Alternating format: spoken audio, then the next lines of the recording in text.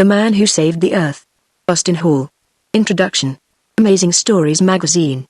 This story was one of 6 short stories that appeared in the first issue of the first magazine devoted to science fiction, Amazing Stories, the Magazine of Science Fiction, Volume 1, Number 1, April 1926, edited by Hugo Gernsback and published by his company, Experimenter Publishing Company. Before Amazing Science Fiction Stories has made regular appearances in other magazines, including some published by Gernsback, but Amazing helped define and launch the new genre we call science fiction. Amazing was published, with some interruptions and changes of ownership, for almost 80 years. Gernsback's editorial in the first issue asserted that not only do these amazing tales make tremendously interesting reading, they are also always instructive. He had always believed that science fiction, as he called these stories, had educational power, but he now understood that the fiction had to entertain as well as to instruct. His continued belief in the instructional value of science fiction was not in keeping with the general attitude of the public towards pulp magazines, which was that they were trash. Pulp magazines, such as Amazing Stories, were printed on the cheapest kind of paper available, called pulp paper, which kept the price low so the magazine could reach the mass of people rather than the elite at whom the expensive glossy magazines were targeted. Here exactly is his introduction of the new magazine. Another fiction magazine. At first thought it does seem impossible that there could be room for another fiction magazine in this country. The reader may well wonder, aren't there enough already, with the several hundreds now being published? True. But this is not another fiction magazine. Amazing Stories is a new kind of fiction magazine.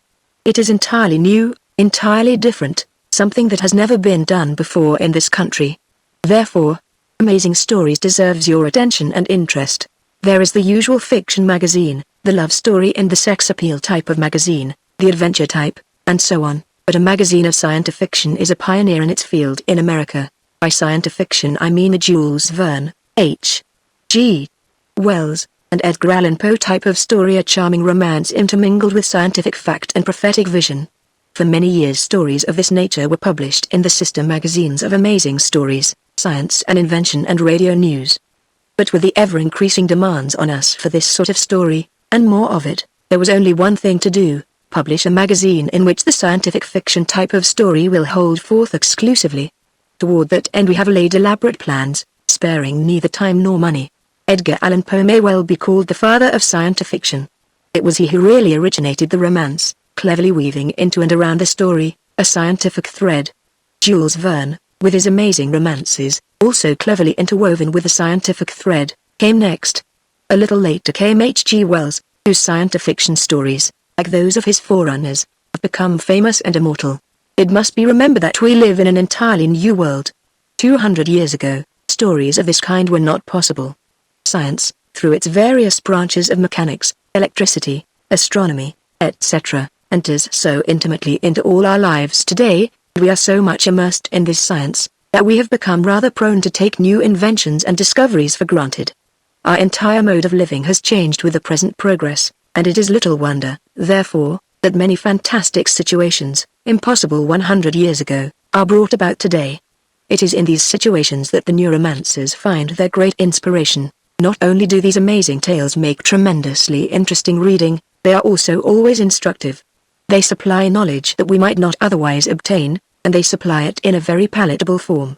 For the best of these modern writers of science fiction have the knack of imparting knowledge, and even inspiration, that once making us aware that we are being taught.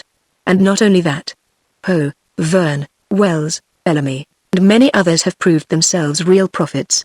Prophecies made in many of their most amazing stories are being realized, and have been realized. Take the fantastic submarine of Jules Verne's most famous story, 20,000 Leagues Under the Sea, for instance. He predicted the present-day submarine almost down to the last bolt. New inventions pictured for us in the science fiction of today are not at all impossible of realization tomorrow. Many great science stories destined to be of an historical interest are still to be written, and Amazing Stories magazine will be the medium through which such stories will come to you. Posterity will point to them as having blazed a new trail, not only in literature and fiction, but in progress as well. We who are publishing Amazing Stories realize the great responsibility of this undertaking, and will spare no energy in presenting to you, each month, the very best of this sort of literature there is to offer. Exclusive arrangements have already been made with the copyright holders of the entire voluminous works of all of Jules Verne's immortal stories. Many of these stories are not known to the general American public yet. For the first time they will be within easy reach of every reader through Amazing Stories. A number of German, French and English stories of this kind by the best writers in their respective countries have already been contracted for, and we hope very shortly to be able to enlarge the magazine and in that way present always more material to our readers. How good this magazine will be in the future is up to you. Read Amazing Stories, get your friends to read it and then write us what you think of it. We will welcome constructive criticism, for only in this way will we know how to satisfy you. Hugo Gernsback has come to be recognized as the founder of the science fiction genre, and therefore the annual awards for the best science fiction or fantasy writing are now known as the Hugo Awards. The awards are given each year at the annual World Science Fiction Convention as the central focus of the event, and they are considered one of the highest honors given in this field. The first issue of Amazing contained only reprints, not new and original stories, beginning with a serialization of Off on a Comet by Jules Verne. In keeping with Gernsback's new approach prioritizing entertainment value over educational content, this was one of Verne's least scientifically plausible novels. Also included were H.G. Wells' The New Accelerator, and Edgar Allan Poe's The Facts in the Case of M. Valdemar. Gernsback put the names of all three well-known authors on the cover. He also reprinted 3 more recent stories.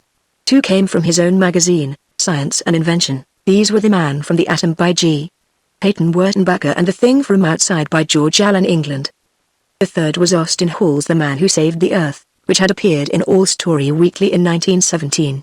The chapters which follow contain the entire story of the man who saved the Earth. Reference: http://n.wikipedia.org/wiki/amazing_stories. Chapter 1 The Beginning, Even the Beginning. From the start the whole thing has the precision of machine work. Fate and its working and the wonderful providence which watches over man and his future. The whole thing unerring, the incident, the work, the calamity, and the martyr. In the retrospect of disaster we may all of us grow strong in wisdom. Let us go into history. A hot July day. A sun of scant pity, and a staggering street, panting thousands dragging along, hatless, fans and parasols, a sultry vengeance of a real day of summer. A day of bursting tires, hot pavements, and wrecked endeavor, heartaches for the seashore, for leafy bowers beside rippling water, a day of broken hopes and listless ambition. Perhaps fate chose the day because of its heat and because of its natural benefit on fecundity. We have no way of knowing. But we do know this: the date, the time, the meeting, the boy with the burning glass and the old doctor. So commonplace, so trivial and hidden in obscurity. Who would have guessed it? Yet it is after the creation one of the most important dates in the world's history. This is saying a whole lot. Let us go into it and see what it amounts to. Let us trace the thing out in history, weigh it up and balance it with sequence. Of Charlie Hayek we know nothing up to this day. It is a thing which, for some reason, he has always kept hidden. Recent investigation as to his previous life and antecedents have availed us nothing. Perhaps he could have told us, but as he has gone down as the world's great martyr, there is no hope of gaining from his lips what we would so like to know. After all, it does not matter. We have the day, the incident, and its purport, and its climax or sequence to the day of the great disaster. Also we have the blasted mountains and the lake of blue water which will ever live with his memory. His greatness is not of warfare, nor personal ambition, of all mankind. The wreaths that we bestow upon him have no doubtful color. The man who saved the earth, from such a beginning, Charlie Hayek, lean and frail of body, with, even then, the wistfulness of the idealist, and the eyes of a poet. Charlie Hayek, the boy, crossing the hot pavement with his pack of papers, the much treasured piece of glass in his pocket, and the sun which only he should master burning down upon him. A moment out of the ages, the turning of a straw destined to outbalance all the previous accumulation of man's history. The sun was hot and burning, and the child he could not have been more than 10 cast a glance over his shoulder. It was in the way of calculation. In the heyday of childhood he was not dragged down by the heat and weather, he had the enthusiasm of his half-score of years and the joy of the plaything. We will not presume to call it the spirit of the scientist, though it was, perhaps, the spark of latent investigation that was destined to lead so far. A moment picked out of destiny. A boy and a plaything. Uncounted millions of boys have played with glass and the sun rays. Who cannot remember the little, round burning dot in the palm of a hand and a subsequent exclamation? Charlie Hayek had found a new toy, It was a simple thing and as old as glass. Fate will ever be so in her working. And the doctor? Why should he have been waiting? If it was not destiny, it was at least an accumulation of moment. In the heavy eyeglasses, the square, close-cut beard, and his uncompromising fact-seeking expression. Those who knew Dr. Robold are strong in the affirmation that he was the antithesis of all emotion. He was the sternest product of science, unbending, hardened by experiment, and caustic in his condemnation of the frailness of human nature. It had been his one function to topple over the castles of the foolish. With his hard-seeing wisdom he had spotted sophistry where we thought it not. Even into the castles of science he had gone like a juggernaut. It is hard to have one's theories derided, yea, even for a scientist and to be called a fool. Dr. Robold knew no middle language. He was not relished by science. His memory, as we have it, is that of an eccentric. A man of slight compassion, abrupt of manner and with no tact in speaking. Genius is often so. It is a strange fact that many of the greatest of men have been denied by their fellows. A great man and laughter. He was not accepted. None of us know today what it cost Dr. Robold. He was not the man to tell us. Perhaps Charlie Hayek might, but his lips are sealed forever. We only know that he retired to the mountain, and of the subsequent flood of benefits that rained upon mankind. And we still denied him. The great cynic on the mountain. Of the secrets of the place we know little. He was not the man to accept the investigator. He despised the curious. He had been laughed at. Let be he would work alone on the great moment of the future. In the light of the past we may well bend knee to the doctor and his protégé, Charlie Hayek. Two men in destiny. What would we be without them? One shudders to think, a little thing, and yet one of the greatest moments in the world's history. It must have been fate. Why was it that this stern man, who hated all emotion, should so have unbended at this moment? That we cannot answer. But we can conjecture. Mayhap it is this: we were all wrong. We accepted the man's exterior and profession as the fact of his marrow. No man can lose all emotion. The doctor was, after all, even as ourselves he was human. Whatever may be said, we have the certainty of that moment and of Charlie Hayek. The sun's rays were hot. They were burning, the pavements were intolerable, the baked air in the canyon street was dancing like that of an oven, a day of dog days. The boy crossing the street, his arms full of papers, and the glass bulging in his little hip pocket. At the curb he stopped. With such a sun it was impossible to long forget his plaything. He drew it carefully out of his pocket, lay down a paper and began distancing his glass for the focus. He did not notice the man beside him. Why should he? The round dot, the brownish smoke, the red spark and the flash of flame. He stamped upon it. A moment out of boyhood, an experimental miracle as old as the age of glass, and just as delightful. The boy had spoiled the name of a great governor of a great state, but the paper was still saleable. He had had his moment. Mark that moment. A hand touched his shoulder. The lad leapt up. Yes, sir. Star or bulletin? I'll take one of each, said the man. There now. I was just watching you. Do you know what you were doing? Yes, sir. Burning paper. Starting fire. That's the way the Indians did it. The man smiled at the perversion of fact.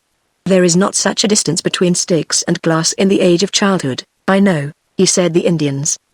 But do you know how it was done? Why the paper began to blaze? Yes, sir. All right, explain. The boy looked up at him. He was a city boy and used to the streets.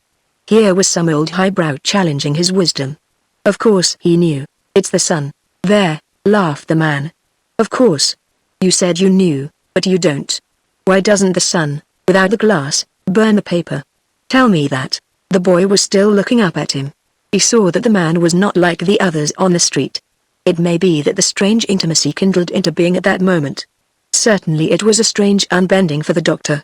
It would if it was hot enough or you could get enough of it together. Ah. Then that is what the glass is for, is it? Yes, sir. Concentration? I don't know, sir. But it's the sun. She's sure some hot. I know a lot about the sun, sir. I've studied it with the glass. The glass picks up all the rays and puts them in one hole, and that's what burns the paper. It's lots of fun. I'd like to have a bigger one, but it's all I've got. Why, do you know, if I had a glass big enough and a place to stand, I'd burn up the earth. The old man laughed. Why, Archimedes? I thought you were dead. My name ain't Archimedes. It's Charlie Hayek. Again the old man laughed. Oh, is it? Well, that's a good name, too. And if you keep on you'll make it famous as the name of the other. wherein he was foretelling history. "Where do you live?" The boy was still looking. Ordinarily he would not have told, but he motioned back with his thumb. "I don't live, I room over on Brennan Street." "Oh, I see. You room. Where's your mother?" "Search me, I never saw her." "I see, and your father?" "How do I know? He went floating when I was 4 years old." "Floating?" "Yes sir, to sea." "So your mother's gone and your father's floating. Archimedes is adrift." "You go to school?" "Yes sir." "What reader?" "No reader." "6th grade, I see." "What school?" "School 26. Say, it's hot. I can't stand here all day. I've got to sell my papers." The man pulled out a purse. "I'll take the lot," he said. Then kindly, "My boy, I would like to have you go with me." It was a strange moment. A little thing with the fates lurking on. When destiny plays she picks strange moments. This was one. Charlie Hayek went with Dr. Obold. Chapter 2, The Poison Pool. We all of us remember that fatal day when the news startled all of Oakland. No one can forget it. At first it read like a newspaper hoax, in spite of the oft-proclaimed veracity of the press, and we were inclined to laughter. Twixt wonder at the story and its impossibilities, we were not a little enthused at the nerve of the man who put it over. It was in the days of dry reading. The world had grown populous and of well-fed content. Our soapbox artists had come to the point at last where they preached, not disaster, but a full-bellied thanks for the millennium that was here. A period of utopian quietness, no villain around the corner, no man to covet the ox of his neighbor. Quiet reading, you'll admit. Those were the days of the millennium. Nothing ever happened. Here's hoping they never come again. And then, honestly, we were not to blame for bestowing blessing out of our hearts upon that newspaper man. Even if it were a hoax, it was at least something. At high noon, the clock in the city hall had just struck the hour that held the post twixt AM and PM, a hot day with a sky that was clear and azure, a quiet day of serene peace and contentment. A strange and important moment. Looking back and over the miracle, we may conjecture that it was the clearness of the atmosphere and the brightness of the sun that helped to the impact of the disaster. Knowing what we know now, we can appreciate the impulse of natural phenomena. It was not a miracle. The spot, 14th and Broadway, Oakland, California. Fortunately the thousands of employees in the stores about had not yet come out for their luncheons. The lapse that it takes to put a hat on, or to pat a ribbon, saved 1,000 lives. One shudders to think of what would have happened had the spot been crowded. Even so, it was too impossible and too terrible to be true. Such things could not happen. At high noon, 2 streetcars crossing 14th on Broadway, 2 cars with the same joggle and bump and the same aspect of any of 100,000 at a traffic corner. The wonder is there were so few people. A telegraph car outgoing, and a Broadway car coming in. The traffic policeman at his post had just given his signal. 2 automobiles were passing and a single pedestrian, so it is said, was working his way diagonally across the corner. Of this we are not certain. It was a moment that impinged on miracle. Even as we recount it, knowing, as we do, the explanation, we sense the impossibility of the event. A phenomenon that holds out and, in spite of our findings, lingers into the miraculous. To be and not to be. One moment life and action, an ordinary scene of existent monotony, and the next moment nothing. The spot, the intersection of the street, the passing streetcars, the 2 automobiles, pedestrian, the policeman non-existent. When events are instantaneous, reports are apt to be misleading. This is what we find. Some of those who beheld it, report a flash of bluish-white light, others that it was of a greenish or even a violet hue, and others, no doubt of stronger vision, that it was not only of a predominant color but that it was shot and sparkled with a myriad specks of flame and burning. It gave no warning and it made no sound, not even a whir. Like a hot breath out of the void. Whatever the forces that had focused, they were destruction. There was no 14th and Broadway. The 2 automobiles, the 2 streetcars, the pedestrian, the policeman had been whiffed away as if they had never existed. In place of the intersection of the thoroughfares was a yawning gulf that looked down into the center of the earth to a depth of nausea. It was instantaneous, it was without sound, no warning. A tremendous force of unlimited potentiality had been loosed to kinetic violence. It was the suddenness and the silence that belied credence. We were accustomed to associate all disaster with confusion. Calamity has an affinity with pandemonium. All things of terror climax into sound. In this case there was no sound. Hence the wonder. A hole or bore 40 feet in diameter. Without a particle of warning and without a bit of confusion. The spectators one and all vowed that at first they took it for nothing more than the effect of startled eyesight. almost subtle. It was not until after a full minute's reflection that they became aware that a miracle had been wrought before their faces. Then the crowd rushed up and with awe and now awakened terror gazed down into that terrible pit. We say terrible because in this case it is an exact adjective. The strangest hole that man ever looked into. It was so deep that at first it appeared to have no bottom. Not even the strongest eyesight could penetrate the smoldering blackness that shrouded the depths descending. It took a stout heart and courage to stand and hold one's head on the brink for even a minute. It was straight and precipitous, a perfect circle in shape, with sides as smooth as the effect of machine work. The pavement and stone curb had been cut as if by a razor. Of the 2 street cars, 2 automobiles and their occupants there was nothing. The whole thing so silent and complete. Not even the spectators could really believe it. It was a hard thing to believe. The newspapers themselves, when the news came clamoring, accepted it with reluctance. It was too much like a hoax. Not until the most trusted reporters had gone and had wired in their reports would they even consider it. Then the whole world sat up and took notice. A miracle. Like Oakland's press, we all of us doubted that whole. We had attained almost everything that was worth the knowing. We were the masters of the earth and its secrets and we were proud of our wisdom. Naturally we refused such reports all out of reason. It must be a hoax. But the wires were persistent.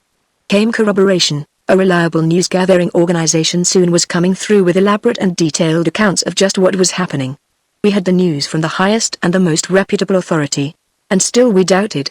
It was the story itself that brought the doubting, its touch on miracle. It was too easy to pick on the reporter. There might be a hole, and all that. But this thing of no explanation. A bomb perhaps? No noise? Some new explosive? No such thing? Well, how did we know? It was better than a miracle. Then came the scientists. As soon as could be, men of great minds had been hustled to the scene. The world had long been accustomed to accept without quibble the dictum of these great specialists of fact. With their train of accomplishments behind them, we would hardly be consistent were we to doubt them. We know the scientist and his habits. He is the one man who will believe nothing until it is proved. It is his profession, and for that we pay him. He can catch the smallest bug that ever crawled out of an atom and give it a name so long that a Polish wrestler, if he had to bear it, would break under the burden. It is his very knack of getting in under that has given us our civilization. You don't baffle a scientist in our utopia. It can't be done. Which is one of the very reasons why we began to believe in the miracle. In a few moments a crowd of many thousands had gathered about the spot. The throng grew so dense that there was peril of some of them being crowded into the pit at the center.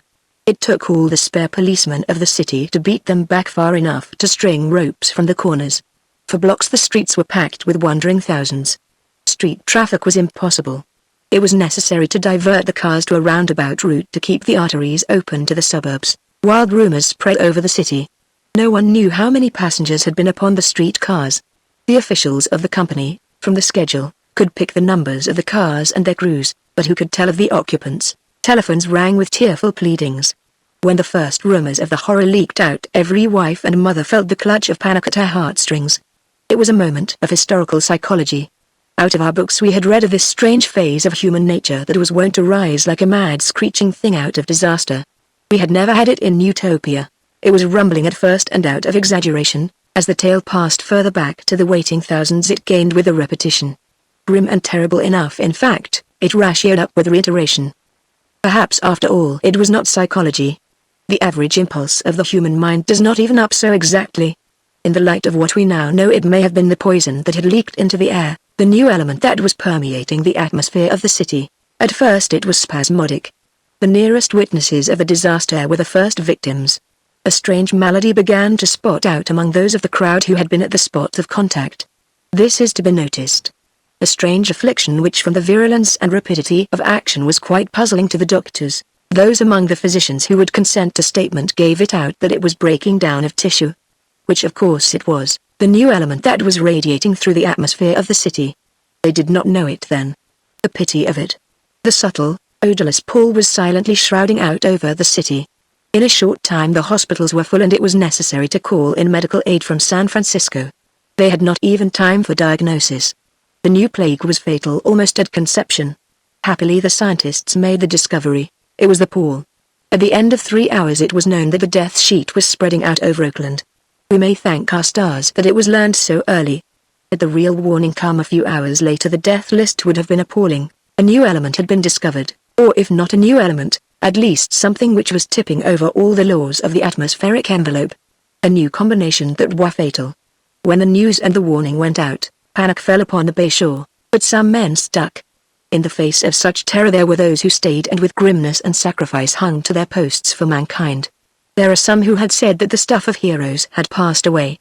Let them then consider the case of John Robinson. Robinson was a telegraph operator. Until that day he was a poor unknown, not a whit better than his fellows. Now he has a name that will run in history. In the face of what he knew he remained under the blanket. The last words out of Oakland, his last message. Whole city of Oakland in grip of strange madness. Keep out of Oakland, following which came a haphazard personal commentary. I can feel it coming on myself. It is like what our ancestors must have felt when they were getting drunk, alternating desires of fight and singing a strange sensation, light and ecstatic with a spasmodic twitching over the forehead. Terribly thirsty. Will stick it out if I can get enough water. Never so dry in my life. Followed a lapse of silence. Then the last words. I guess we're done for. There is some poison in the atmosphere or something. It has leaked, of course, out of this thing at 14th and Broadway. Dr. Manson of the American Institute says it is something new that is forming a fatal combination, but he cannot understand a new element. The quantity is too enormous. Populace has been warned out of the city. All roads are packed with refugees. The Berkeley Hills are covered as with flies north, east, and south and on the boats to Frisco.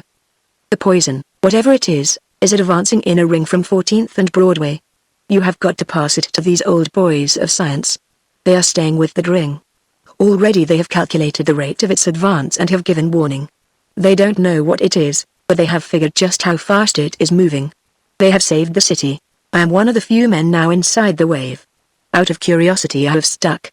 I have a jug and as long as it lasts I shall stay. Strange feeling. Dry, dry, dry, as if the juice of one's life cells was turning into dust. Water evaporating almost instantly. It cannot pass through glass. Whatever the poison, it has an affinity for moisture. Do not understand it. I have had enough. That was all. After that there was no more news out of Oakland. It is the only word that we have out of the pool itself. It was short and disconnected and a bit slangy, but for all that a basis from which to conjecture. It is a strange and glorious thing how some men will stick to the post of danger. This operator knew that it meant death, but he held with duty. Had he been a man of scientific training his information might have been of incalculable value. However, may God bless his heroic soul, what we know is thirst. The word that came from the experts confirmed it. Some new element of force was stealing or sapping the humidity out of the atmosphere.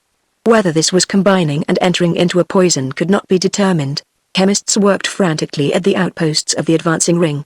In 4 hours it had covered the city, in 6 it had reached San Leandro, and was advancing on toward Haywards. It was a strange story and incredible from the beginning. No wonder the world doubted. Such a thing had never happened. We had accepted the law of judging the future by the past, by deduction. We were used to sequence and to law, to the laws of nature.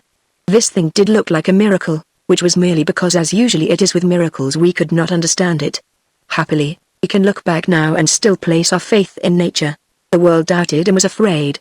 Was this peril to spread slowly over the whole state of California and then onto the world?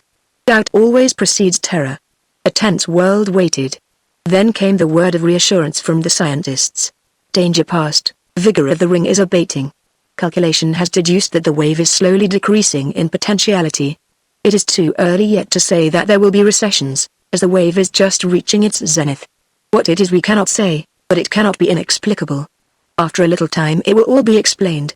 Say to the world there is no cause for alarm, but the world was now aroused, as it doubted the truth before, it doubted now the reassurance. Did the scientists know? Could they have only seen the future? We know now that they did not. There was but one man in all the world great enough to foresee disaster. That man was Charlie Hayek. Chapter 3 The Mountain That Was. On the same day on which all this happened, a young man, Pete Sozzi by name and of Italian parentage, left the little town of Lone in Amador County, California, with a small truckload of salt.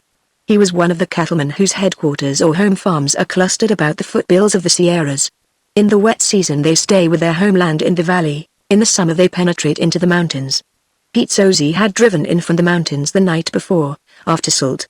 He had been on the road since midnight. 2,000 salt-hungry cattle do not allow time for gossip. With the thrift of his race, Joe had loaded up his truck and after a running snatch at breakfast was headed back into the mountains. When the news out of Oakland was thrilling around the world, he was far into the Sierras. The summer quarters of Pete Sosie were close to Mount Hecla, whose looming shoulders rose square inches the center of the pasture of the three brothers. It was not a noted mountain, that is, until this day, and had no reason for a name other than that it was a peak outstanding from the range, like 1,000 others, rugged, pine-clad, coated with deer brush, red soil, and mountain misery. It was the deer brush that gave it value to the Pete Sosies, a succulent feed richer than alfalfa. In the early summer they would come up with bony cattle. When they returned in the fall they went out driving beefsteaks. But inland cattle must have more than forage. Salt is the tincture that makes them healthy. It was far past the time of the regular salting. Pete Sosie was in a hurry. It was 9 o'clock when he passed through the mining town of Jackson. By 12 o'clock, the minute of the disaster, he was well beyond the last little hamlet that linked up with civilization. It was 4 o'clock when he drew up at the little pine-sheltered cabin that was his headquarters for the summer. He had been on the road since midnight. He was tired. The long weary hours of driving, the grades, the unvaried stress through the deep red dust, the heat, the stretch of a night and day had worn both mind and muscle. It had been his turn to go after salt. Now that he was here, he could lie in for a bit of rest while his brothers did the salting. It was a peaceful spot, this cabin of the Pete Sosies, nestled among the verdant shade trees, great tall feathery sugar pines with a mountain live oak spreading over the dooryard. To the east the rising heights of the Sierras, misty, gray-green, undulating into the distance to the pink-white snow crests of Little Alpine. Below in the canyon, the waters of the Mo Column, to the west the heavy dark masses of Mount Hecla, deep verdant in the cool of coming evening. Joe drew up under the shade of the live oak. The air was full of cool, sweet scent of the afternoon. No moment could have been more peaceful, the blue clear sky overhead, the breath of summer, and the soothing spice of the pine trees. A shepherd dog came bounding from the doorway to meet him. It was his favorite cow dog. Usually when Joe came back the dog would be far down the road to forestall him. He had wondered, absently, coming up, at the dog's delay. A dog is most of all a creature of habit, only something unusual would detain him. However, the dog was here. As the man drew up he rushed out to greet him.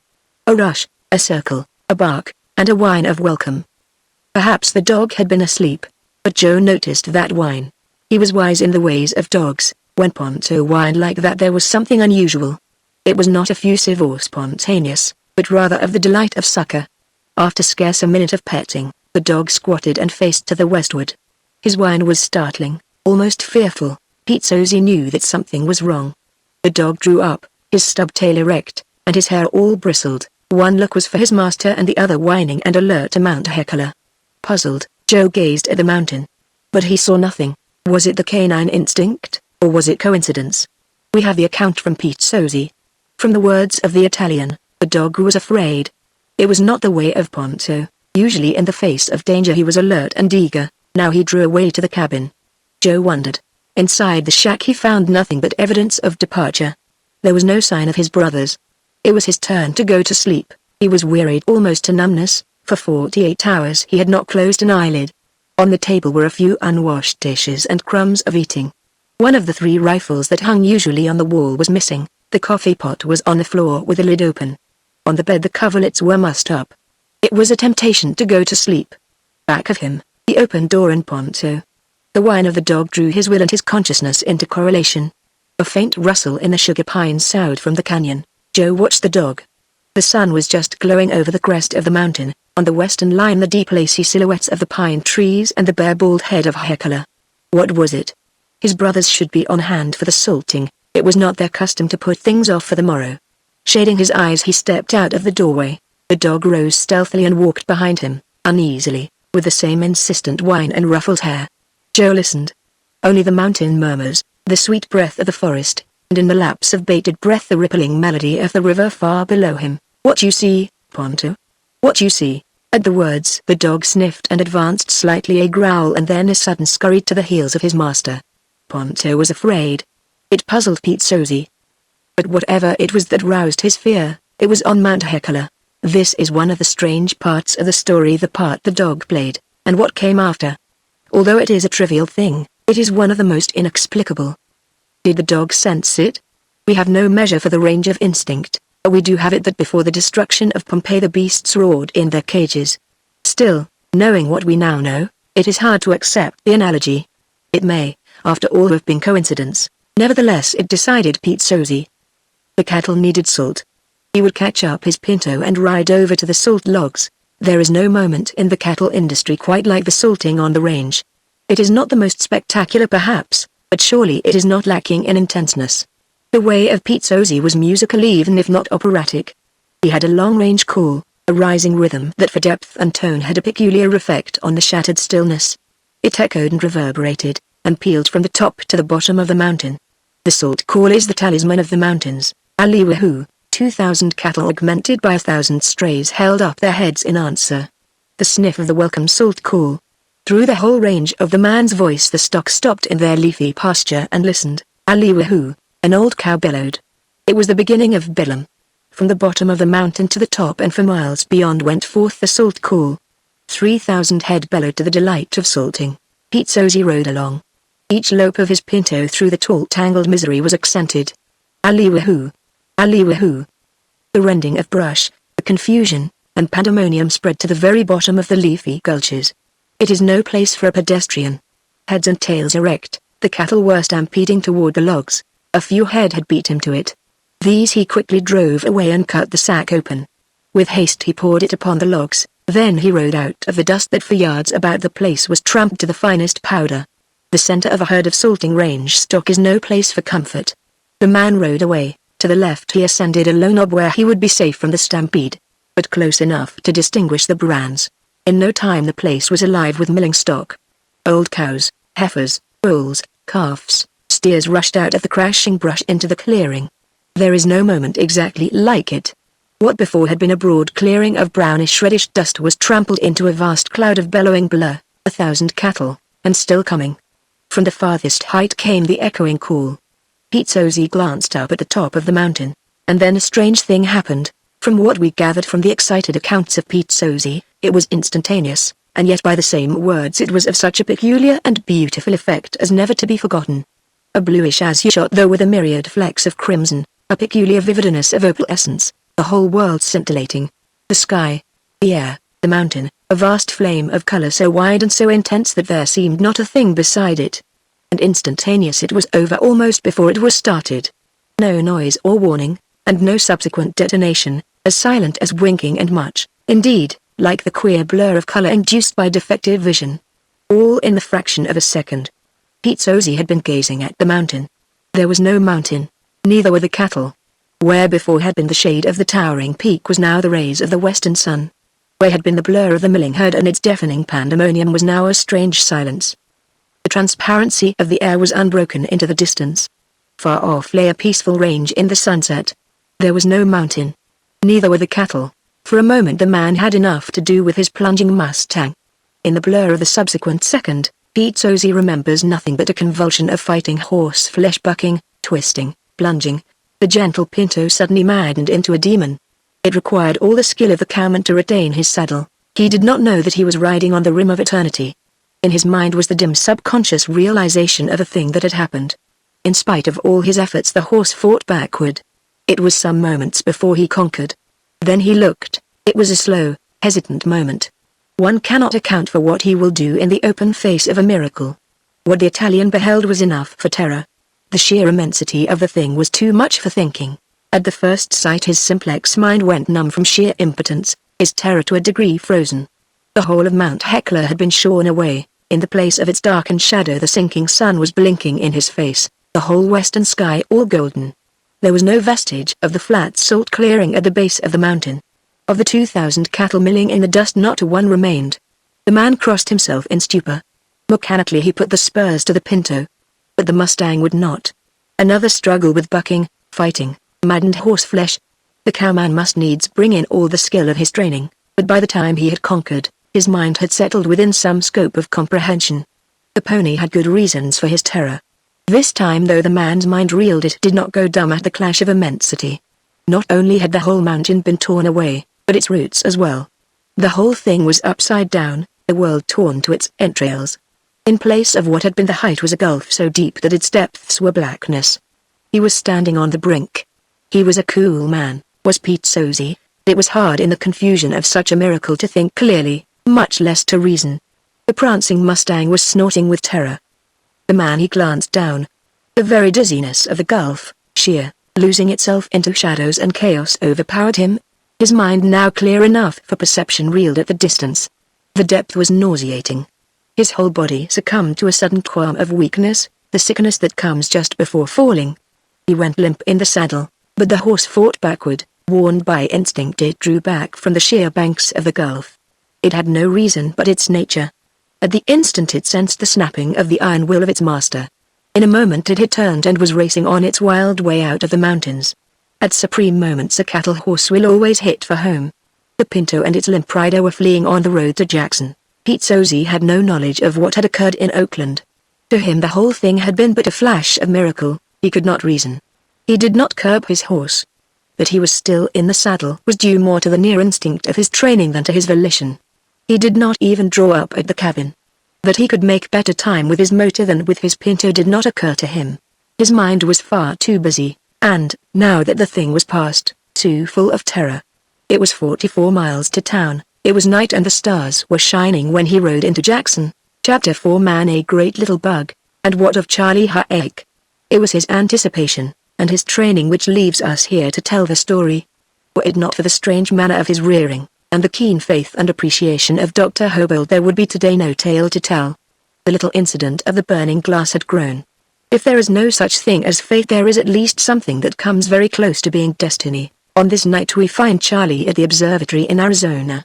He is a grown man and a great one, and though mature not so very far drawn from the lad we met on the street selling papers.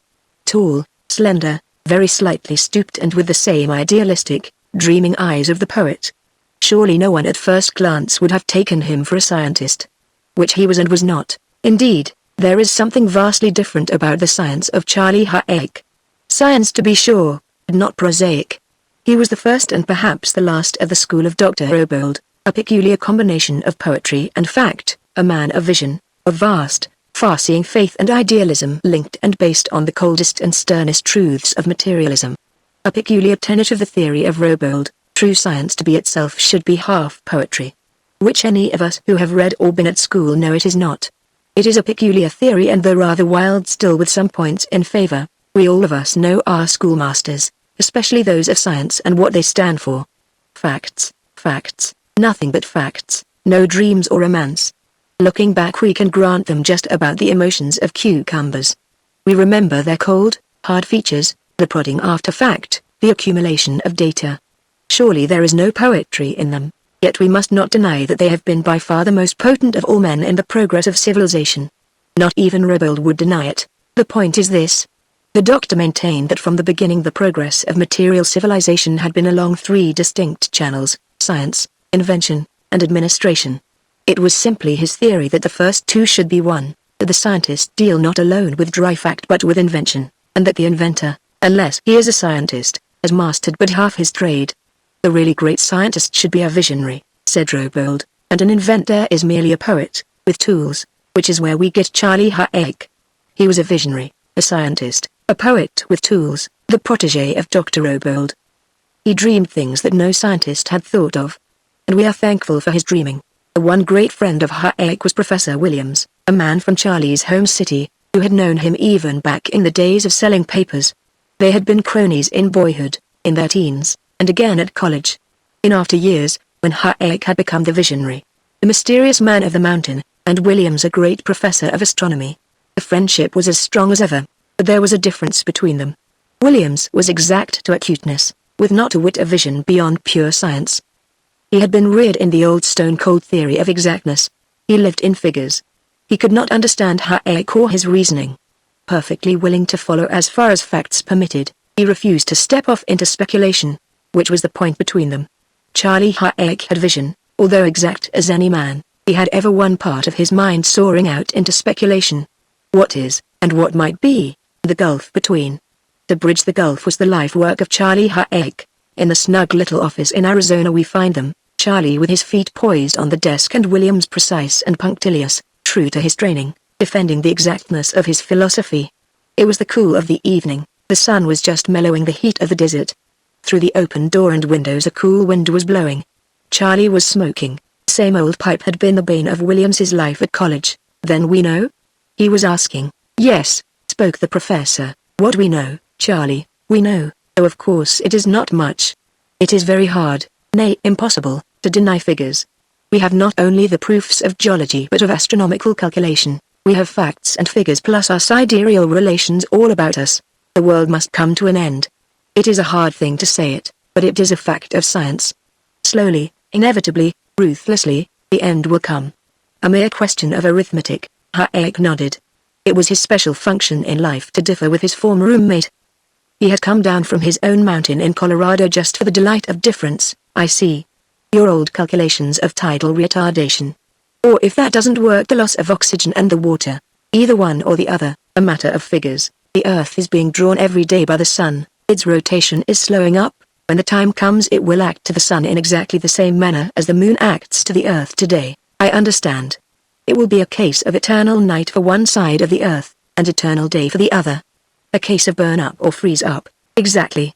Or if it doesn't reach to that, the water gas will gradually lose out into sidereal space and we will go to desert.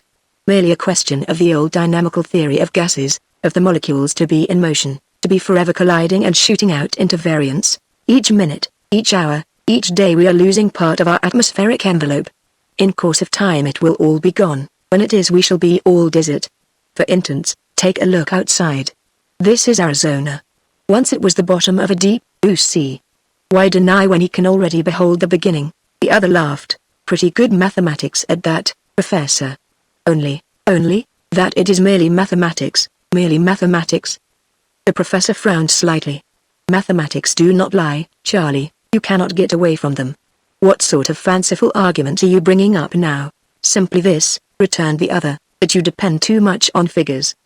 They are material and in the nature of things can only be employed in a calculation of what may happen in the future. You must have premises to stand on, facts. Your figures are rigid, they have no elasticity. Unless your foundations are permanent and faultless your deductions will lead you only into error. Granted, just the point, we know where we stand. Wherein are we in error? It was the old point of difference. Hayek was ever crashing down the idols of pure materialism. Williams was of the worldwide school. You are in error, my dear professor, in a very little thing and a very large one. What is that? Man? Yes. He's a great little bug. You have left him out of your calculation which he will upset. The professor smiled indulgently. I'll allow. He is at least a conceited bug. But you surely cannot grant him much when pitted against the universe, no? Did it ever occur to you, Professor, what the universe is? The stars for instance? Space. The immeasurable distance of infinity. Have you never dreamed? Williams could not quite grasp him. Hayek had a habit that had grown out of childhood. Always he would allow his opponent to commit himself. The professor did not answer. But the other spoke. Ether. You know it. Whether mind or granite. For instance, your desert. He placed his finger to his forehead. Your mind, my mind localized ether. What are you driving at? Merely this. Your universe has intelligence. It has mind as well as matter. The little knot called the earth is becoming conscious. Your deductions are incompetent unless they embrace mind as well as matter, and they cannot do it. Your mathematics are worthless. The professor bit his lip, always fanciful. He commented, and visionary. Your argument is beautiful, Charlie, and hopeful. I would that it were true. But all things must mature.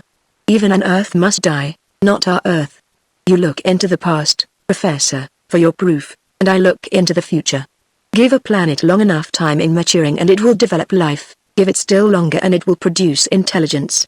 Our own Earth is just coming into consciousness, it is 30 million years, at least, to run. You mean? This. That man is a great little bug. Mind. The intelligence of the Earth. This of course is a bit dry. The conversation of such men very often is to those who do not care to follow them. But it is very pertinent to what came after. We know now, everyone knows, that Charlie Hayek was right. Even Professor Williams admits it. Our Earth is conscious. In less than 24 hours, it had to employ its consciousness to save itself from destruction. A bell rang. It was the private wire that connected the office with the residence. The professor picked up the receiver. Just a minute. Yes. All right. Then to his companion, I must go over to the house, Charlie. We have plenty of time. Then we can go up to the observatory, which shows how little we know about ourselves. poor Professor Williams. Little did he think that those casual words were the last he would ever speak to Charlie Hayek, the whole world seething. The beginning of the end. Charlie Hayek in the vortex. The next few hours were to be the most strenuous of the planet's history. Chapter 5 Approaching Disaster. It was night. The stars which had just been coming out were spotted by millions over the sleeping desert. One of the nights that are peculiar to the country, which we all of us know so well, if not from experience, at least from hearsay, mellow, soft, sprinkled like salted fire, twinkling, each little light a message out of infinity. Cosmic grandeur, mind, chaos, eternity, a night for dreaming. Whoever had chosen this spot in the desert had picked full well. Charlie had spoken of consciousness. On that night when he gazed up at the stars he was its personification. Surely a good spirit was watching over the earth, a cool wind was blowing, on its breath floated the murmurs from the village, laughter, the song of children, the purring of motors and the startled barking of a dog, the confused drone of man and his civilization. From the eminence the observatory looked down upon the town and the sheen of light, spotting like jewels in the dim glow of the desert. To the east the mellow moon just tipping over the mountain. Charlie stepped to the window. He could see it all. The subtle beauty that was so akin to poetry, the stretch of desert, the mountains, the light in the eastern sky, the dull level shadow that marked the plain to the northward. To the west the mountains looming black to the star line. A beautiful night, sweetened with the breath of desert and tuned to its slumber. Across the lawn he watched the professor descending the pathway under the acacias. An automobile was coming up the driveway. As it drove up under the arcs he noticed its powerful lines and its driver. One of those splendid pleasure cars that have returned to favor during the last decade, the soft purr of its motor, the great heavy tires and its coating of dust. There is a lure about a great car coming in from the desert. The car stopped, Charlie noted. Doubtless someone for Williams. If it were, he would go into the observatory alone. In the strict sense of the word, Hayek was not an astronomer. He had not made it his profession. But for all that he knew things about the stars that the more exact professors had not dreamed of, Charlie was a dreamer. He had a code all his own and a manner of reasoning. Between him and the stars lay a secret. He had not divulged it, or if he had, it was in such an open way that it was laughed at. It was not cold enough in calculation or, even if so, was too far from their deduction. Hayek had imagination. His universe was alive and potent. It had intelligence. Matter could not live without it. Man was its manifestation, just come to consciousness. The universe teemed with intelligence. Charlie looked at the stars. He crossed the office, passed through the reception room and thence to the stairs that led to the observatory. In the time that would lapse before the coming of his friend he would have ample time for observation. Somehow he felt that there was time for discovery. He had come down to Arizona to employ the lens of his friend the astronomer. The instrument that he had erected on his own mountain in Colorado had not given him the full satisfaction that he expected. Here in Arizona, in the dry clear air, which had hitherto given such splendid results, he hoped to find what he was after. But little did he expect to discover the terrible thing he did. It is one of the strangest parts of the story that he should be here at the very moment when fate and the world's safety would have at him. For years he and Dr. Obold had been at work on their visionary projects. They were both dreamers. While others had scoffed they had silently been at their great work on kinetics. The boy in the burning glass had grown under the tutelage of Dr. Obold. The time was about at hand when he could outrival the saying of Archimedes. Though the world knew it not, Charlie Hayek had arrived at the point where he could literally burn up the earth. But he was not sinister, though he had the power. He had of course not the slightest intention. He was a dreamer, and it was part of his dream that man break his thraldom to the earth and reach out into the universe. It was a great conception, and, were it not for the terrible event which took his life, we have no doubt but that he would have succeeded. It was 10:30 when he mounted the steps and seated himself. He glanced at his watch. He had a good 10 minutes. He had computed before just the time for the observation. For months he had waited for just this moment. He had not hoped to be alone, and now that he was in solitary possession he counted himself fortunate. Only the stars and Charlie Hayek knew the secret, and not even he dreamed what it would amount to. From his pocket he drew a number of papers, most of them covered with notations, some with drawings, and a good-sized map in colors. This he spread before him, and with his pencil began to draw right across its face a net of lines and cross lines. A number of figures and a rapid computation. He nodded and then he made the observation. It would have been interesting to study the face of Charlie Hayek during the next few moments. At first he was merely receptive, his face placid but with the studious intentness of one who has come to the moment. and as he began to find what he was after, an eagerness of satisfaction. Then a queer blankness, the slight movement of his body stopped, the tapping of his feet ceased entirely. For a full 5 minutes an absolute intentness. During that time he was out among the stars beholding what not even he had dreamed of. It was more than a secret, and what it was only Charlie Hayek of all the millions of men could have recognized. Yet it was more than even he had expected. When he at last drew away, his face was chalk-like, great drops of sweat stood on his forehead, and the terrible truth in his eyes made him look 10 years older. My God! For a moment indecision and strange impotence. The truth he had beheld numbed action. From his lips the mumbled words, "This world, my world, our great and splendid mankind," a sentence that was despair and a benediction. Then mechanically he turned back to confirm his observation. This time, knowing what he would see, he was not so horrified. His mind was cleared by the plain fact of what he was beholding. When at last he drew away, his face was settled. He was a man who thought quickly, thank the stars for that, and, once he thought, quick to spring to action. There was a peril poising over the earth.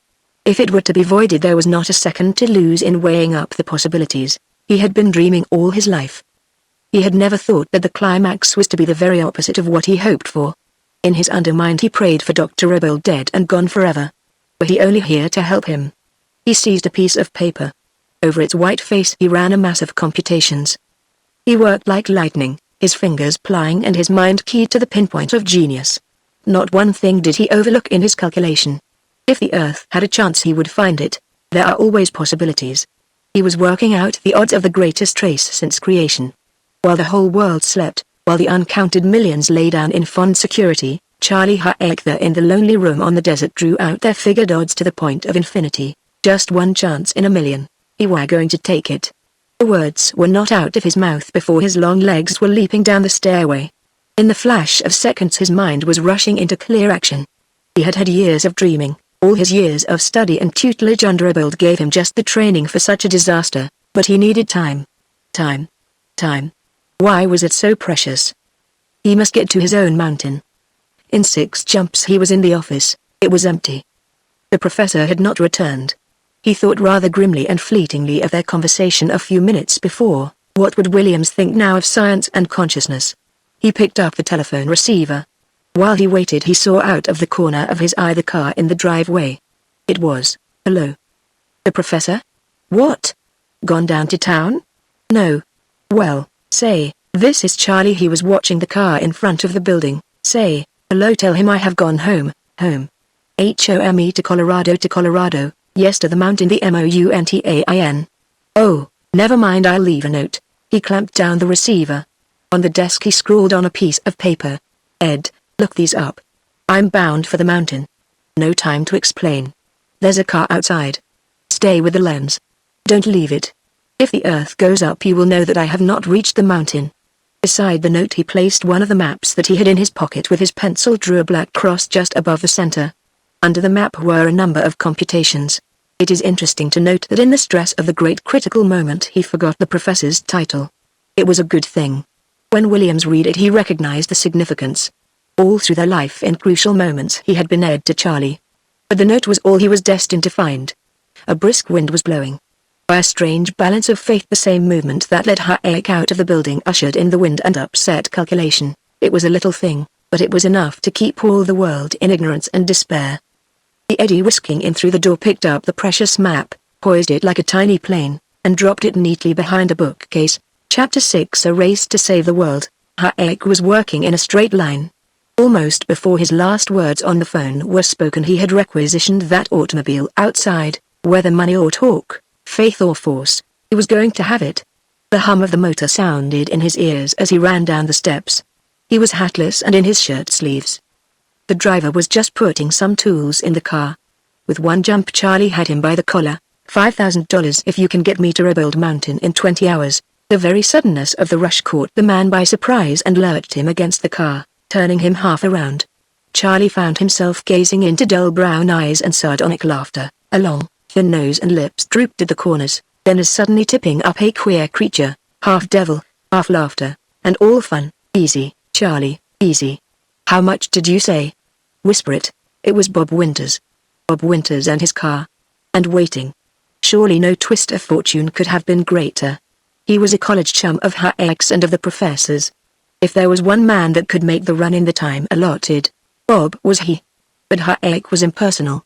With a burden on his mind he thought of naught but his destination, 10,000. He shouted. The man held back his head. Hayek was far too serious to appreciate mischief. But not the man, Charlie Hayek, of all men. Did young Lochinva come out of the west? How much did you say? This desert air and the dust, 'tis hard on the hearing. She must be a young, fair maiden. 10,000, 20,000, 30,000. Damnation, man, you can have the mountain. Into the car, by sheer subjective strength he forced the other into the machine. It was not until they were shooting out of the grounds on two wheels that he realized that the man was Bob Winters. Still the workings of fate. The madcap and wild Bob of the races. Surely destiny was on the job.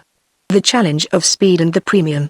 At the opportune moment before disaster, the two men were brought together. Minutes weighed up with centuries and hours outbalance millenniums. The whole world slept, little did it dream that its very life was riding north with these two men into the midnight. Into the midnight. The great car, the pride of Winter's heart, leapt between the pillars. At the very outset, madcap that he was, he sent her into 70 miles an hour. They fairly jumped off the hill into the village. At a full 75 he took the curve, she skidded, sheared half around and swept on. For an instant Charlie held his breath. But the master hand held her, she steadied, straightened, and shot out into the desert. Above the whir of the motor, flying dust and blurring whatnot, Charlie got the tones of his companion's voice. He had heard the words somewhere in history, "Keep your seat, Mr. Greeley. Keep your seat." The moon was now far up over the mountain, the whole desert was bathed in a mellow twilight. In the distance the mountains brooded like an uncertain slumbering cloud bank. They were headed straight to the northward, though there was a better road roundabout. Winters had chosen the hard, rocky beeline to the mountain. He knew Hayek and his reputation. When Charlie offered 30,000 for a 20-hour drive it was not mere pipeline. He had happened in at the observatory to drop in on Williams on his way to the coast. They had been classmates, likewise he and Charlie. When the excited man out of the observatory had seized him by the collar, Winters merely had laughed. He was the speed king. The three boys who had gone to school were now playing with the destiny of the earth. But only Hayek knew it. Winters wondered. Through miles and miles of fleeting sagebrush, cacti and sand and desolation, he rolled over the problem. Steady as a rock, slightly stooped, grim and as certain as steel he held to the north. Charlie Hayek by his side, hatless, coatless, his hair dancing to the wind. All impatience. Why was it? Surely a man even for death would have time to get his hat. The whole thing spelled speed to Bob Winters. Perhaps it was the infusion of spirit or the intensity of his companion, but the thrill ran into his vitals. $30,000 for a stake like that. What was the balance?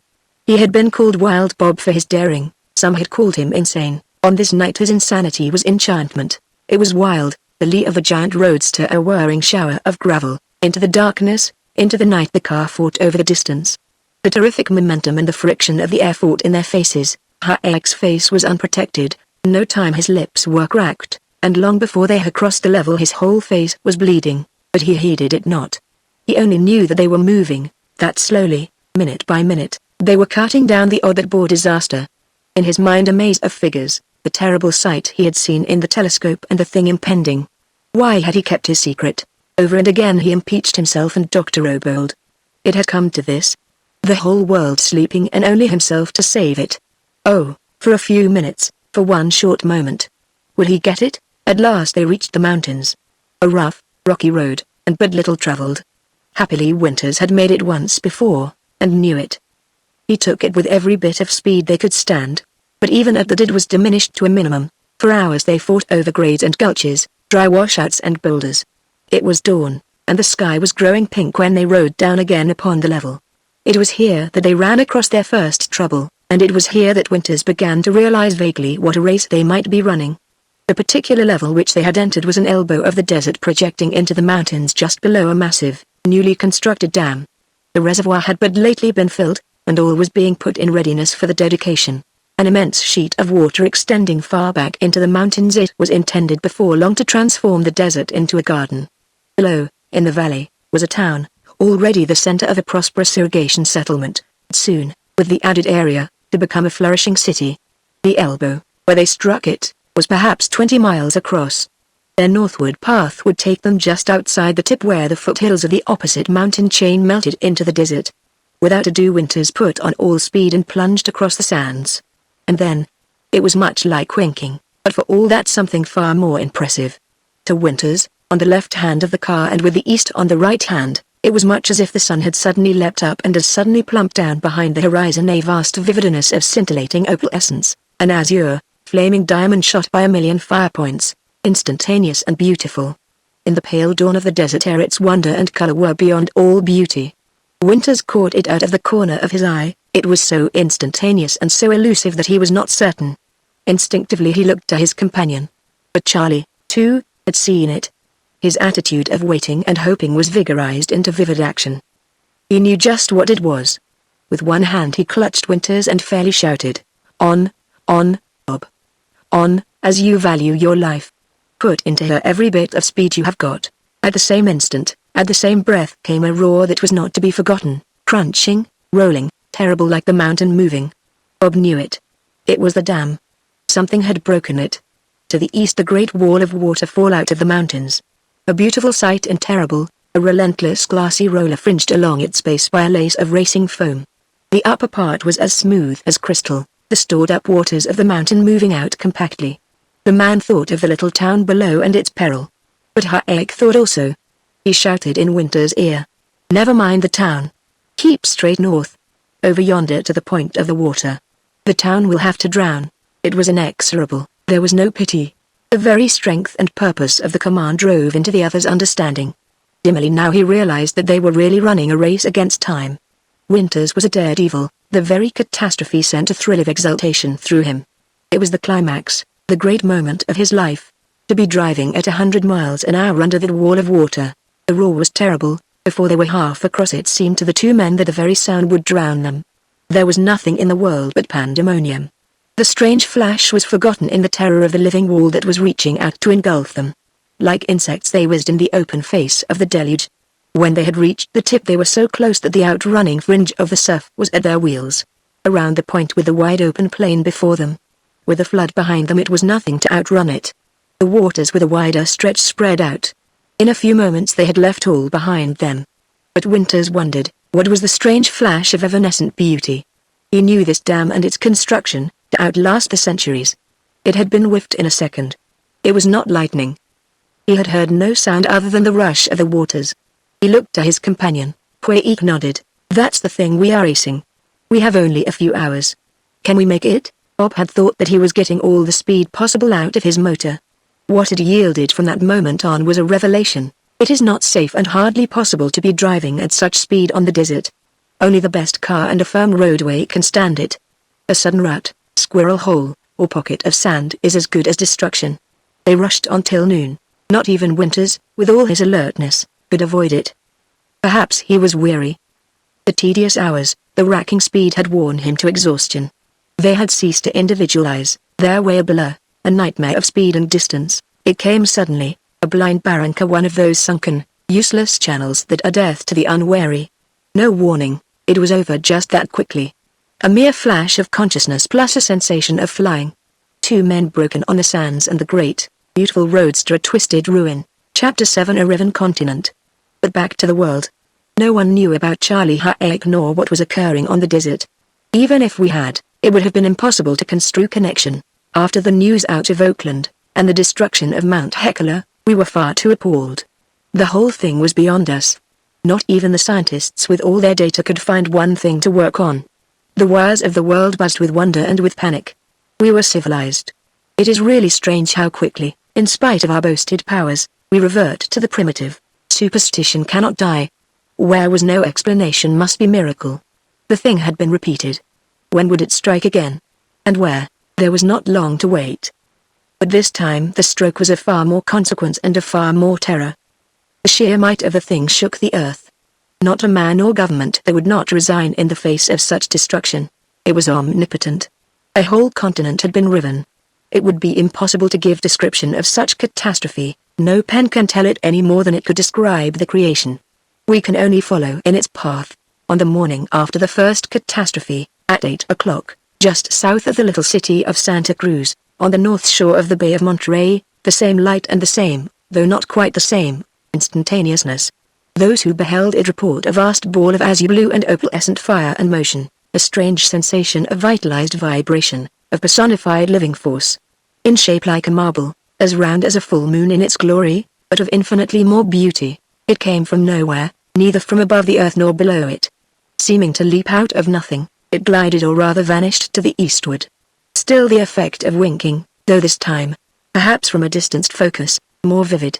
A dot or marble, like a full moon, burning, opal, soaring to the eastward. And instantaneous. Gone as soon as it was come, noiseless and of phantom beauty, like a finger of the omnipotent tracing across the world, and as terrible. The human mind had never conceived a thing so vast. Beginning at the sands of the ocean, the whole country had vanished, a chasm 12 miles wide and of unknown depth running straight to the eastward. Where had been farms and homes was nothing, the mountains had been seared like butter. Straight as an arrow. Then the roar of the deluge. The waters of the Pacific breaking through its sands and rolling into the Gulf of Mexico. That there was no heat was evidenced by the fact that there was no steam. The thing could not be internal. Yet what was it? One can only conceive in figures. From the shores of Santa Cruz to the Atlantic a few seconds, then out into the Eastern Ocean, straight out into the Sea of the Sargasso. A great gulf riven straight across the face of North America. The path seemed to follow the sun, it bore to the eastward with a slight southern deviation. The mountains it cut like cheese. Passing just north of Fresno, it seared through the gigantic Sierras halfway between the Yosemite and Mount Whitney, through the Great Desert to southern Nevada, thence across northern Arizona, New Mexico, Texas, Arkansas, Mississippi, Alabama, and Georgia, entering the Atlantic at a point halfway between Brunswick and Jacksonville. A great canal 12 miles in width linking the oceans. A cataclysmic blessing. Today, with thousands of ships bearing freight over its water, we can bless that part of the disaster, but there was more to come. So far the miracle had been sporadic. Whatever had been its force, it had been fatal only on point and occasion. In a way it had been local. The deadly atmospheric combination of its aftermath was invariable in its recession. There was no suffering. The death that it dealt was the death of obliteration. But now it entered on another stage. The world is one vast ball, and, though large, still a very small place to live in. There are few of us, perhaps, who look upon it, or even stop to think of it, as a living being. Yet it is just that. It has its currents, life, pulse, and its fevers. It is coordinate. A million things such as the great streams of the ocean, the swirls of the atmosphere, make it a place to live in. And we are conscious only, or mostly, through disaster. A strange thing happened. The great opal like a mountain of fire had riven across the continent. From the beginning and with each succession the thing was magnified. But it was not until it had struck the waters of the Atlantic that we became aware of its full potency and its fatality. The earth quivered at the shock, and man stood on his toes in terror. In 24 hours our civilization was literally falling to pieces. We were powerful with the forces that we understood, but against this that had been literally ripped from the unknown we were insignificant.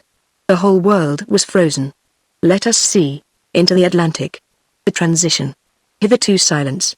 But now the roar of 10,000 million Niagaras.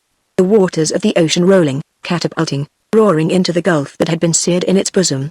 The Gulf Stream cut in two, the currents that tempered our civilization sheared in a second. Straight into the Sargasso Sea. The great opal, liquid fire, luminescent, a ball like the setting sun, lay poised upon the ocean. It was the end of the earth. What was this thing? The whole world knew of it in a second. And not a one could tell. In less than 40 hours after its first appearance in Oakland it had consumed a mountain, riven a continent, and was drinking up an ocean. The tangled sea of the Sargasso, dead calm for ages, was a cataract. A swirling torrent of maddened waters rushed to the opal and disappeared. It was hellish and out of madness, as beautiful as it was uncanny. The opal high as the Himalayas brooding upon the water, its myriad colors blending, winking in the phantasm of iridescence. The beauty of its light could be seen 1,000 miles. A thing out of mystery and out of forces.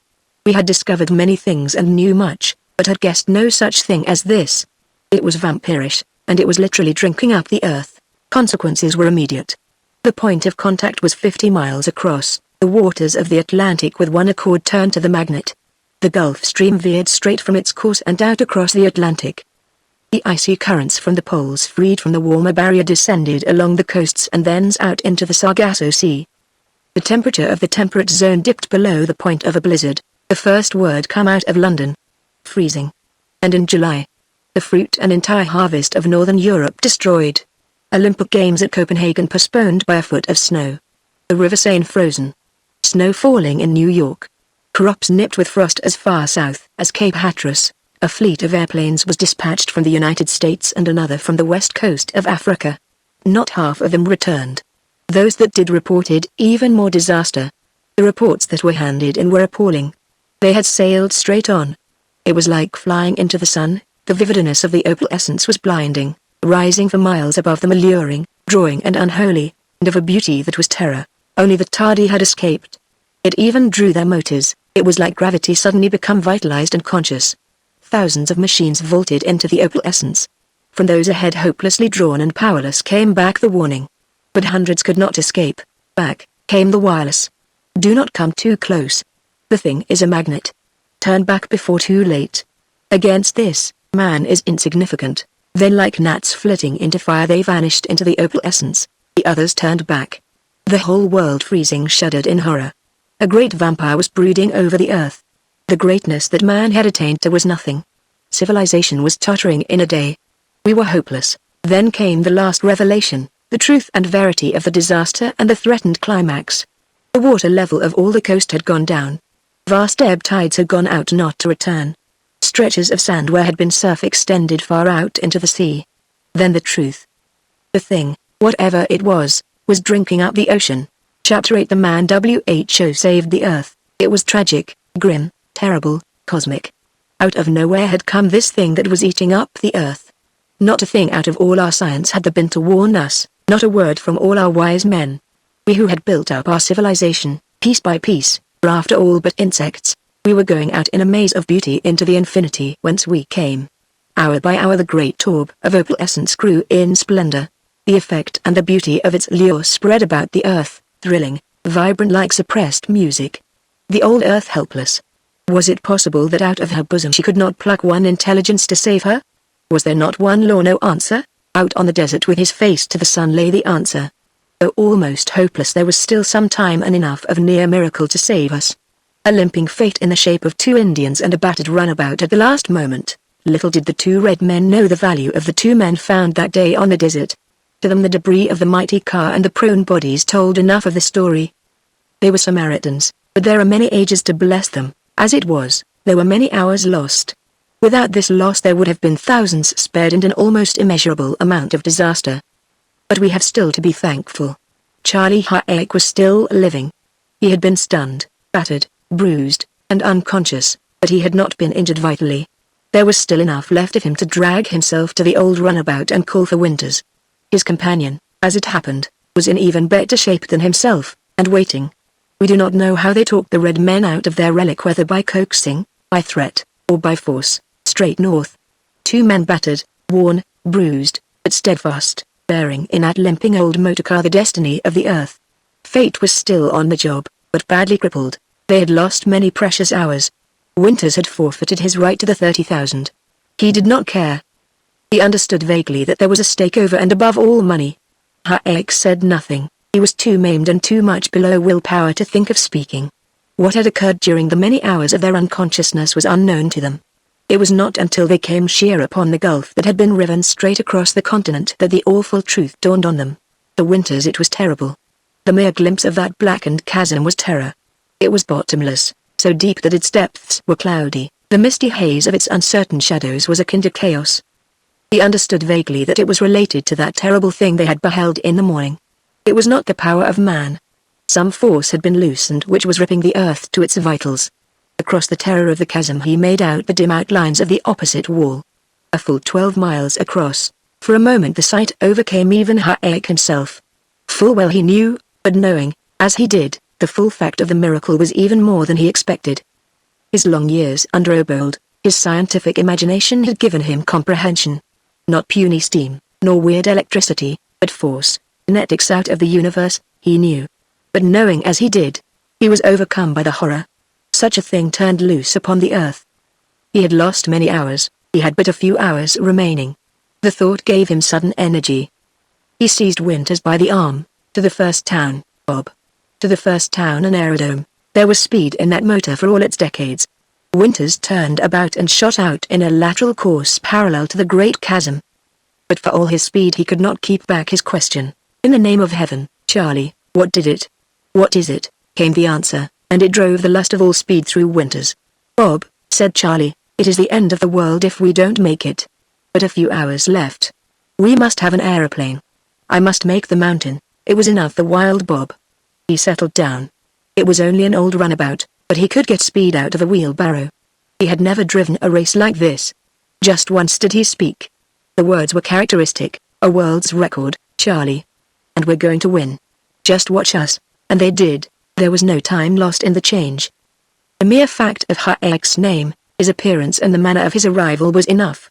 For the last hours messages had been pouring in at every post in the Rocky Mountains for Charlie Hayek. After the failure of all others, many thousands had thought of him. Even the government, unappreciative before, had awakened to a belated and almost frantic eagerness. Orders were out that everything, no matter what, was to be at his disposal.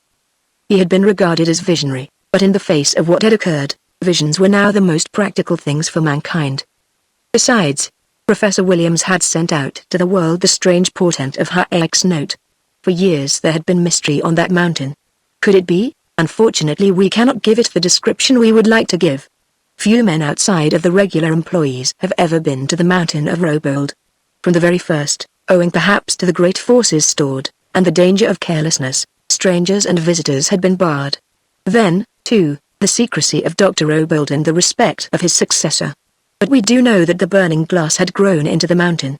Bob Winters and the aviator are the only ones to tell us. The employees, one and all, chose to remain. The cataclysm that followed destroyed the work of Hayek and Robold, but not until it had served the greatest deed that ever came out of the minds of men. And had it not been for Hayek's insistence we would not have even the account that we are giving. It was he who insisted, nay, begged, that his companions return while there was yet a chance. Full well he knew. Out of the universe, out of space he had coaxed the forces that would burn up the earth. The great ball of luminous opalescence, and the diminishing ocean. There was but one answer. Through the imaginative genius of Robold and Hayek, fate had worked up to the moment. The lad and the burning glass had grown to Archimedes. What happened? The plane neared the mountain of Robold. The great bald summit and the four enormous globes of crystal. At least we so assume. We have Winter's word and that of the aviator that they were of the appearance of glass. Perhaps they were not, but we can assume it for description. So enormous that were they set upon a plane they would have overtopped the highest building ever constructed, though on the height of the mountain, and in its contrast, they were not much more than golf balls. It was not their size but their effect that was startling. They were alive. At least that is what we have from Winters. Living, luminous, burning, twisting within with 1,000 blending, iridescent beautiful colors. Not like electricity but something infinitely more powerful. Great mysterious magnets that Hayek had charged out of chaos.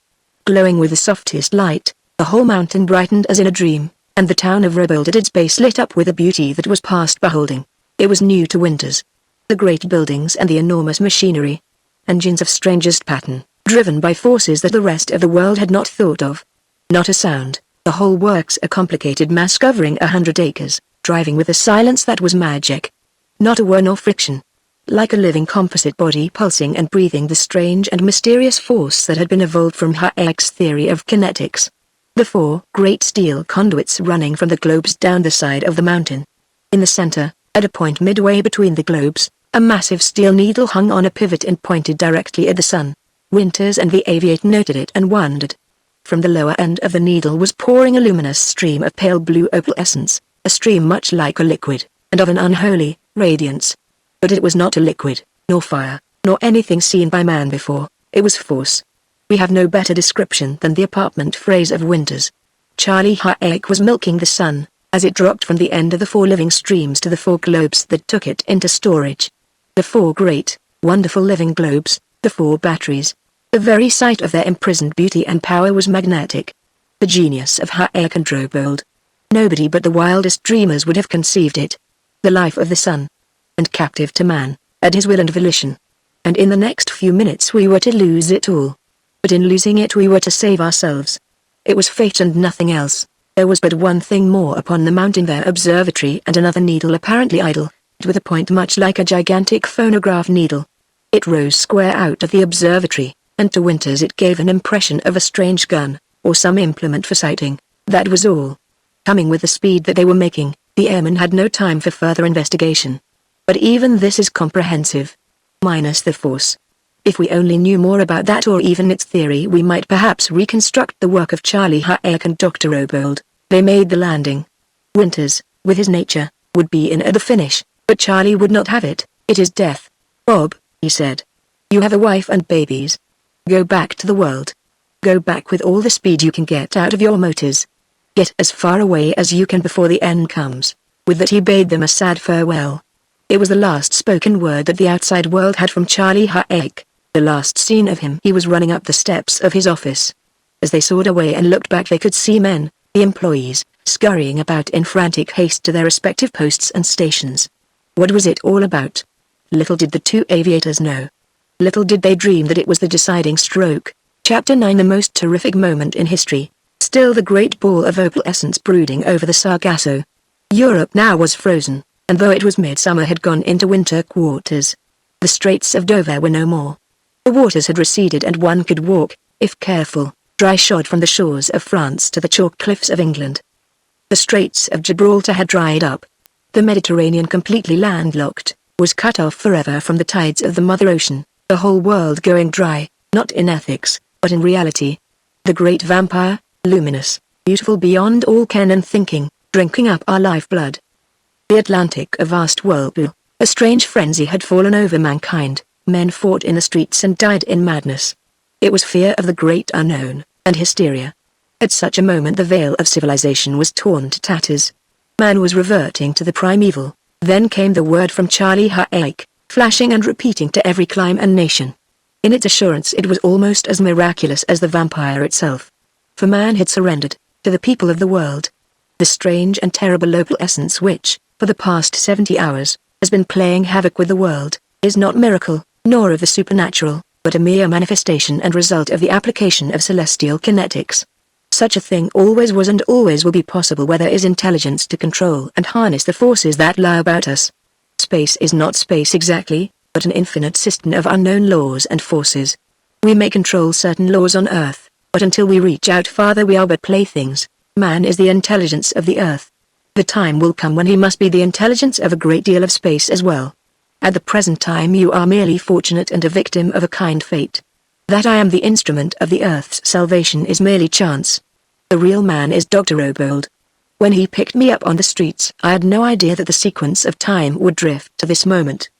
He took me into his work and taught me. Because he was sensitive and was laughed at, we worked in secret. And since his death, and out of respect to his memory, I have continued in the same manner. But I have written down everything, all the laws, computations, formulas, everything, and I am now willing it to mankind. Obold had a theory on kinetics. It was strange at first and a thing to laugh at, but he reduced it to laws as potent and as inexorable as the laws of gravitation. The luminous opal essence that has almost destroyed us is but one of its minor manifestations. It is a message of sinister intelligence, for back of it all is an intelligence. Yet it is not all sinister. It is self-preservation.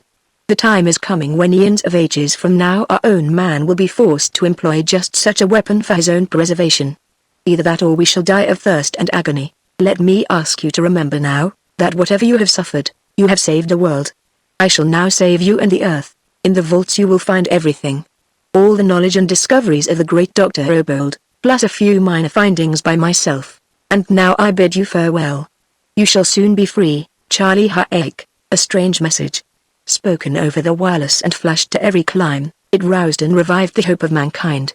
Who was this Charlie Hayek? Uncounted millions of men had never heard his name. There were but few, very few who had, a message out of nowhere and a very dubious and doubtful explanation. Celestial kinetics. Undoubtedly. But the words explained nothing. However, man was ready to accept anything, so long as it saved him. For a more lucid explanation we must go back to the Arizona Observatory and Professor Ed Williams. And a strange one it was truly, a certain proof that consciousness is more potent, far more so than mere material, also that many laws of our astronomers are very apartment to be overturned in spite of their mathematics. Charlie Hayek was right. You cannot measure intelligence with a yardstick. Mathematics do not lie, but when applied to consciousness, they are very likely to kick backward. That is precisely what had happened. The suddenness of Hayek's departure had puzzled Professor Williams, and the note which he found upon the table. It was not like Charlie to go off so in the stress of a moment. He had not even taken the time to get his hat and coat.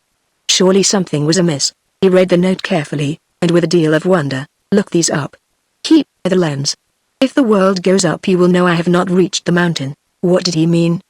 Besides, there was no data for him to work on.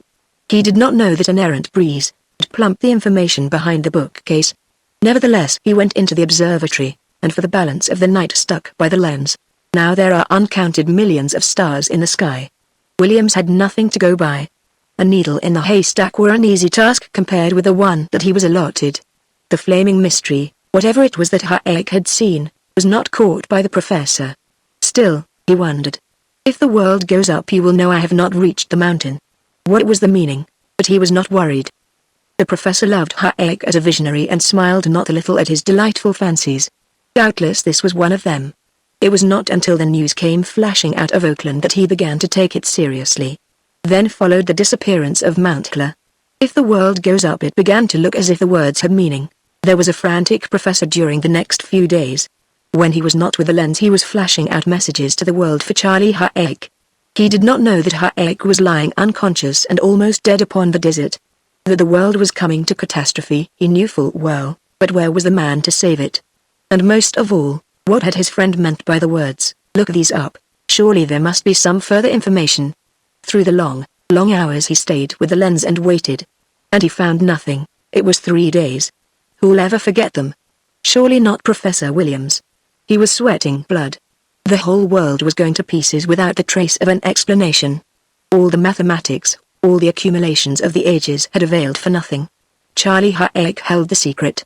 It was in the stars, and not an astronomer could find it. But with the 17th hour came the turn of fortune. The professor was passing through the office. The door was open, and the same fitful wind which had played the original prank was now just as fitfully performing restitution. Williams noticed a piece of paper protruding from the back of the bookcase and fluttering in the breeze. He picked it up. The first words that he saw were in the handwriting of Charlie Hayek. He read, "In the last extremity, in the last phase, when there is no longer any water on the earth, when even the oxygen of the atmospheric envelope has been reduced to a minimum, man, or whatever form of intelligence is then upon the earth, must go back to the laws which governed his forebears. Necessity must ever be the law of evolution. There will be no water upon the earth, but there will be an unlimited quantity elsewhere. By that time, for instance, the great planet, Jupiter, will be in just a convenient state for exploitation. Gaseous now, it will be, by that time, in just about the stage when the steam and water are condensing into ocean. Eons of millions of years away in the days of dire necessity. By that time the intelligence and consciousness of the earth will have grown equal to the task. It is a thing to laugh at, perhaps, just at present. But when you consider the ratio of man's advance in the last 100 years, what will it be in a billion? Not all the laws of the universe have been discovered, by any means. At present we know nothing. Who can tell? Who can tell? Perhaps we ourselves have in store the fate we would mete out to another. We have a very dangerous neighbor close beside us. Mars is in dire straits for water. And we know there is life on Mars and intelligence. The very fact on its face proclaims it. The oceans have dried up. The only way they have of holding life is by bringing their water from the polar snow caps. Their canals pronounce an advanced state of cooperative intelligence. There is life upon Mars and in an advanced stage of evolution. But how far advanced? It is a small planet, and consequently eons of ages in advance of the Earth's evolution. In the nature of things, Mars cooled off quickly, and life was possible the while the Earth was yet a gaseous mass. She has gone to her maturity and into her retrogression. She is approaching her end. She has had less time to produce intelligence than intelligence will have in the end upon the Earth. How far has this intelligence progressed? That is the question. Nature is a slow worker. It took eons of ages to put life upon the Earth. It took eons of more ages to make this life conscious. How far will it go? How far has it gone on Mars? That was as far that the comments went. The professor dropped his eyes to the rest of the paper. It was a map of the face of Mars, and across its center was a black cross scratched by the dull point of a soft pencil. He knew the face of Mars. It was the Asquith. the oasis at the juncture of a series of canals running much like the spokes of a wheel. The great Uranian and Alanda canals coming in at about right angles. In 2 jumps the professor was in the observatory with the great lens swung to focus. It was the great moment out of his lifetime, and the strangest and the most eager moment, perhaps, ever lived by any astronomer. His fingers fairly twitched with tension. Before his view was the full face of our Martian neighbor. But was it? He gasped out a breath of startled exclamation. Was it Mars that he gazed at? The whole face, the whole thing had been changed before him. Mars has ever been red. Viewed through the telescope it has had the most beautiful tinge imaginable, red ochre, the weird tinge of the desert in sunset. The color of enchantment and of hell, for it is so. We know that for ages and ages the planet has been burning up, that life was possible only in the dry sea bottoms and under irrigation. The rest, where the continents once were, was blazing desert. The redness, the beauty, the enchantment that we so admired was burning hell. All this had changed. Instead of this was a beautiful shade of iridescent green. The red was gone forever. The great planet standing in the heavens had grown into infinite glory. Like the great dog star transplanted. The professor sought out the Ascus. It was hard to find. The whole face had been transfigured. Where had been canals was now the beautiful sheen of green and verdure. He realized what he was beholding and what he had never dreamed of seeing. The seas of Mars filled up. With the stolen oceans our grim neighbor had come back to youth. But how had it been done? It was horror for our world. The great luminescent ball of opalescence. Europe frozen and New York a mass of ice. It was the Earth's destruction. How long could the thing keep up, and whence did it come? What was it? He sought for the Ascus. And he beheld a strange sight. At the very spot where should have been the juncture of the canals he caught what at first looked like a pinpoint flame, a strange twinkling light with flitting glow of opalescence. He watched it, and he wondered. It seemed to the professor to grow, and he noticed that the green about it was of different color. It was winking, like a great force, and much as if alive, painful. It was what Charlie Hayek had seen. The professor thought of Charlie. He had hurried to the mountain. What could Hayek, a mere man, do against a thing like this? There was naught to do but sit and watch it drink of our lifeblood. And then, it was the message, the strange assurance that Hayek was flashing over the world. There was no lack of confidence in the words he was speaking. Celestial kinetics, so that was the answer. Certainly it must be so with the truth before him. Williams was a doubt no longer. And Charlie Hayek could save them. The man he had humored. Eagerly he waited and stuck by the lens. The whole world waited. It was perhaps the most terrific moment since creation. To describe it would be like describing doomsday. We all of us went through it, and we all of us thought the end had come, that the earth was torn to atoms and to chaos. The state of Colorado was lurid with a red light of terror. For 1,000 miles the flame shot above the earth and into space. If ever spirit went out in glory that spirit was Charlie Hayek. He had come to the moment and to Archimedes. The whole world rocked to the recoil. Compared to it the mightiest earthquake was but a tender shiver. The consciousness of the earth had spoken. The professor was knocked upon the floor. He knew not what had happened. Out of the windows and to the north the flame of Colorado, like the whole world going up. It was the last moment. But he was a scientist to the end. He had sprained his ankle and his face was bleeding, but for all that he struggled, fought his way to the telescope. And he saw the great planet with its sinister, baleful, wicked light in the center, and another light vastly larger covering up half of Mars. What was it? It was moving. The truth set him almost to shouting. It was the answer of Charlie Hayek and of the world. The light grew smaller, smaller, and almost to a pinpoint on its way to Mars. The real climax was in silence. And of all the world only Professor Williams beheld it. The two lights coalesced and spread out. What it was on Mars, of course, we do not know, but in a few moments all was gone. Only the green of the Martian sea winked in the sunlight. The luminous opal was gone from the Sargasso. The ocean lay in peace. It was a terrible 3 days. Had it not been for the work of Robold and Hayek, life would have been destroyed. The pity of it that all of their discoveries have gone with them. Not even Charlie realized how terrific the force he was about to loosen. He had carefully locked everything in vaults for a safe delivery to man. He had expected death, but not the cataclysm. The whole of Mount Robold was shorn away. In its place we have a lake 50 miles in diameter. So much for celestial kinetics. And we look to a green and beautiful Mars. We hold no enmity. It was but the law of self-preservation. Let us hope they have enough water, and that their seas will hold. We don't blame them, and we don't blame ourselves, either for that matter. We need what we have, and we hope to keep it. The end.